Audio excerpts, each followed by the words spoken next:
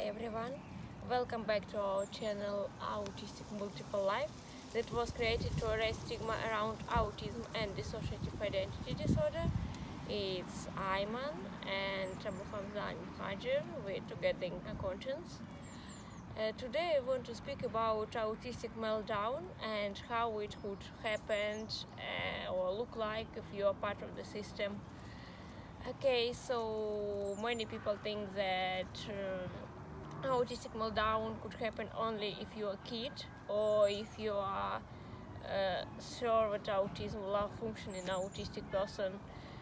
I don't believe that sort of autism or low functioning autism exist, because it's only a really pathological term, and non-speaking autistic people fight strictly against this term, and I would give a link below articles why it's wrong. Use these functional labels. It doesn't help anyone. It's only some pathological stuff that specialists who don't understand autistic people invent because they believe it would be easy for them, not for us. Okay, but I mean, not only people who look like autistic people, obviously autistic people most of the time would have a meltdown, and not only kids. Honestly, it was a long time ago when we have meltdown, a real meltdown last time, and I will speak about it a little later. But now what it is meltdown? Meltdown is a reaction on sensory overload. It's kind of hysteric that person have as response to sensory overload.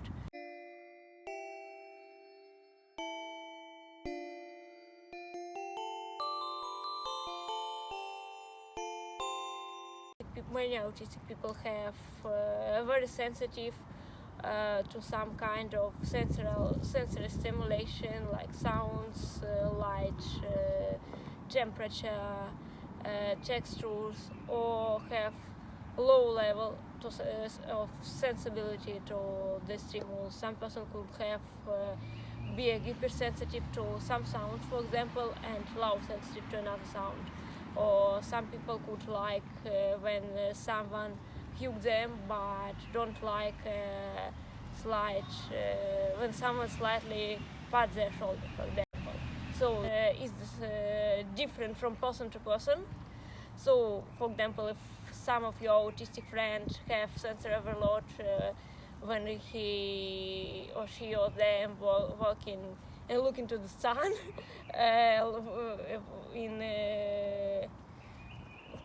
or in disco or in cinema, it doesn't mean that other autistic person would have sensory overload in the same circumstances. About us, last time we have meltdown as a reaction to sensory overload. It was when we moved to Saint Petersburg from Donetsk, and Ayman was working with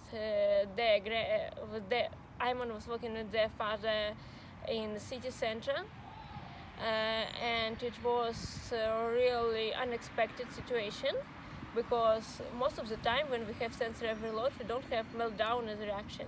Most of the time we started to dissociate. Sometimes we feel derealisation, depersonalization, and sometimes we switched. Before we realized that we are a system, it was a little weird, because we don't understand why we don't remember stuff that happened after sensory overload. But because Ayman switched to someone else, and after that Ayman don't have this memory that this alters have, and we don't have system communication. We have zero level of system communication. Yeah, and so most of the time there's this strong, or sometimes we have shutdown. So sometimes we just stop to feel anything. And for example, when Ayman was in university, Ayman most of the time just passed out in lectures because of this sensory overload. So most of the time we shut down, or it's switching, or it's derealisation. And this time when Ayman moved to Saint Petersburg and was working with their father. They before it was in very loud part of the city. It was in the city center, and before that they were in subway. Ayman there tried to speak with Ayman in the tube, and it was very difficult. And after that, Ayman have some row with their father, because their father just like always tried to make them look normal and try to say to them that they need to stay in Russia, despite that Russia was not very good country for us. And all this stuff was the reason why Ayman have meltdown as a reaction to sensory overload, despite that Ayman don't have this reaction for years. Ayman was near 19 years old on this day, and Ayman started to yell at Ayman, started to threaten to forcefully institutionalize Ayman, and Ayman feel even worse because of it, and meltdown became stronger. So the main reason why we could have meltdown now is I think four main reasons. The first reason, if we try to behave normal, like in this day, we would try to speak with Ayman's abusive dad, despite that it was very difficult for us, despite that we couldn't say the stuff that we really want to say to him about Russia. We couldn't formulate it orally, but we tried to behave normal, so he just understand our kind of view and don't push us to stay in Russia anymore, or that he could just let us be. Don't try to change us, don't try to push us to behave some weird way, don't try to make friends with some kids that his friends have. Yeah, he really tried to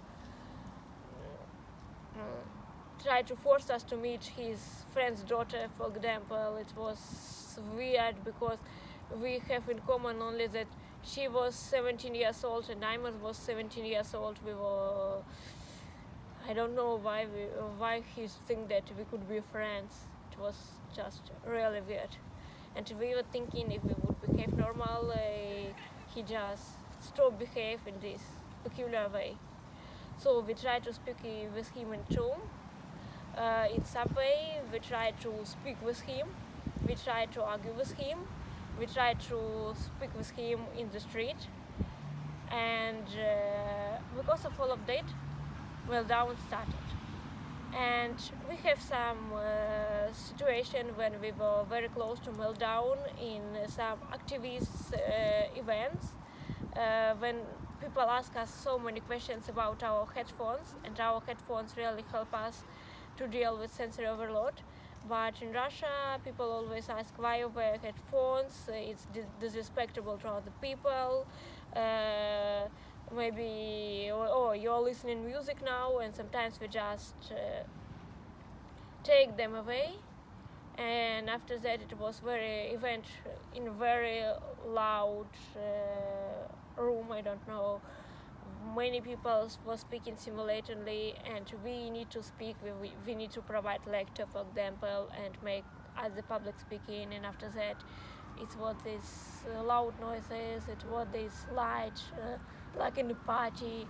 And because of it, if we were too shy to wear headphones, we was very close to meltdown. So the first reason, when we tried to behave normal. The second reason, when we was anxious, it was in the situation with Ayman's dad, because Ayman's dad abuse make Ayman really nervous, and it's really understand it. And it really understand it. And in this event, Ayman need to make this public speech, and was nervous because sometimes reaction to your public speech in Russia could be not very polite.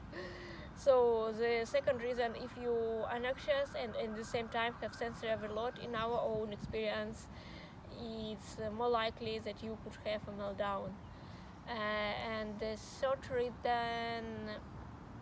reason, if we try to be a hero, I don't know, like behave, do more stuff that we really could, or just run to another part of the town or the city to speak with, I don't know, people who provide some kind of event to make this event autistic friendly.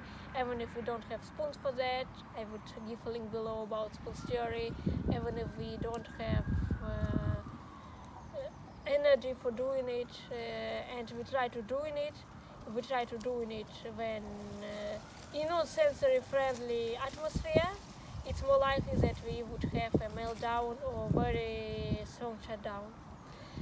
And fourth and the last reason, I think it was when some of our kids was fronting, because for example our Lisa, she's more sensitive for sensory overload. She more likely would have sensory overload than me, Abu Hamza al-Muhajir, or for example Ayman, and she would more likely have meltdown as a reaction, or Mowgli. So if we switch to a little, and like I said previously, during sensory overload, switching is more likely to happen. So if we could switch to Mowgli or to Lisa, because our shutdown started, the realization started, and after that we started to switch. And yes, in this moment was someone, was Mowgli or Lisa, we more likely would have a meltdown. And sometimes we have not such strong meltdown, like in this day when Ayman dead was threatened to institutionalize them. Sorry, it's kind of flashback now, but we just started, for example, to crying or stuff like this, and steaming a lot. So it was like minimal down. It just happened when we switched to children during sensory overload, as a result of sensory overload. So what really helped us, just to try to pay attention of your current condition. And sorry now I think I started to dissociate because I'm thinking about time in Saint Petersburg, when it was very difficult to pay attention of what you feel in this moment, when it was in very strong, we live in not just in sexist or homophobic environment, but Ayman was a Muslim at this time, and we faced this kind of Islamophobia in Russian LGBT community, and we try to behave normal. We try to behave normal in more ways that we could behave normal, just because, if you discriminated by so many, if you discriminated by so many kind of way, because you belong to so many marginalized groups,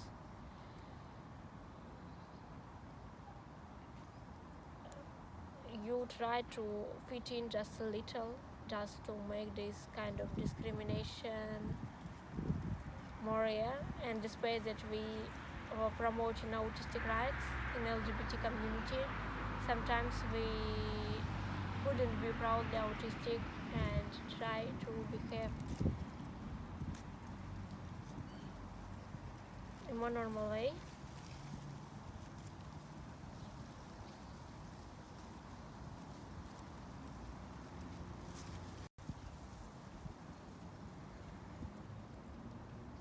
Sorry.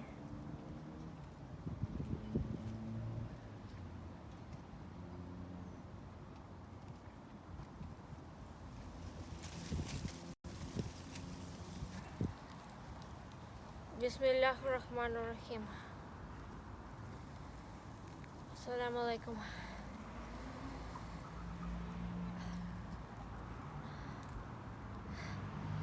So thank you so much for your attention. Don't forget to subscribe to our channel to see more videos and help us to make this channel more visible. See you next time. Bye.